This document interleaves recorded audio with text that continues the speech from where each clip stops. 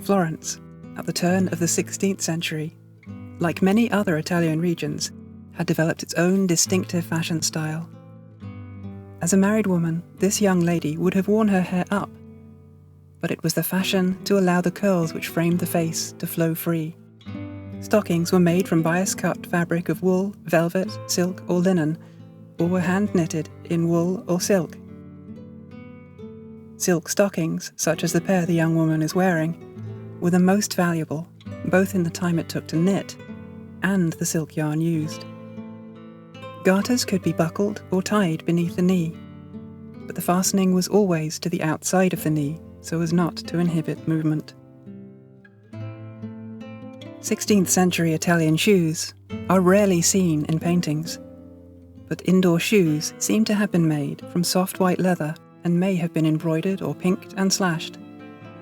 They were flat, made with or without a tongue, had thin soles and could be slip-on or fastened with buckles, bows or laces. For outdoors, overshoes called chapines were worn. These raised the feet and hem a few inches off the floor. The young lady is wearing a silk gown over her chemise while dressing. The chemise, or camisia, was a garment worn next to the skin. It was long and voluminous, with sleeves that were wide and extended beyond the wrist. It was most usually made from linen, but could occasionally be made from silk. The camura was a gown worn over the camisia. Its bodice was stiffened and helped to shape the body. It could be laced up at the front, where metal rings were often used for lacing, or through hand-worked eyelets at the sides or the back. The Florentine fashion was for a wide and slightly off-the-shoulder neckline. The skirt was richly gathered and full. The camura was an informal garment, worn in the home, but the fabrics could still be very expensive. Sleeves were separate from the bodice, and were tied into place at the shoulder, with puffs of the camisia intended to be seen. The sleeves could match the garment, or contrast with it. They could be elaborate, and be embroidered and bejewelled, or they could be soft and simple. The slightly extended length of the young lady's sleeves was a subtle display of wealth.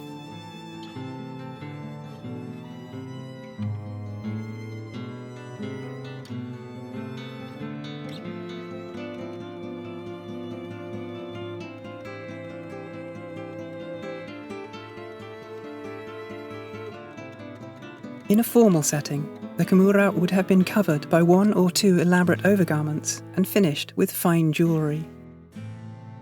But this young woman was wearing an informal overgown, the guarnello, associated with children, pregnancy, and perhaps breastfeeding. They were usually made in linen, but this one is silk, with gold silk embroidery controlling the gathers at the neckline.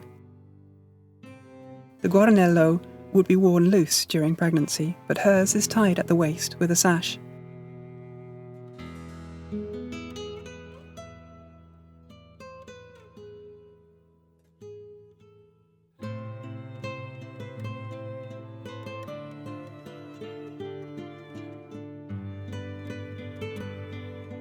A gold wire coif or keffiyeh was placed at the back of the head to cover the hair. This provided a means by which a fine linen or silk veil could be pinned into place.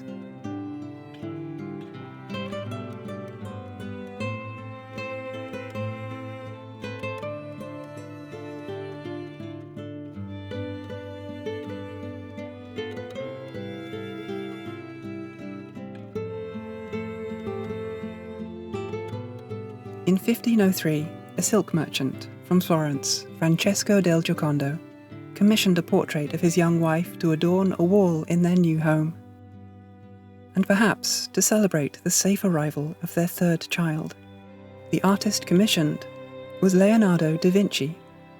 His painting of Madonna Giocondo is an intimate portrayal of a young married woman. She is not wearing jewellery. Her dress, though wealthy, is homely, and her subtle smile seems intended for Francesco's eyes only. It was to be a celebration of their life together, perhaps intended to be hung in the privacy of their chamber, But Leonardo never gave the painting to the Giocondo family. Perhaps distracted by newer commissions, he took many years to complete the portrait, and then kept it with him for the rest of his life.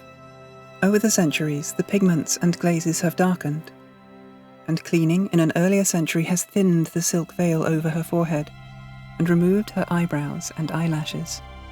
But nothing has dimmed that smile.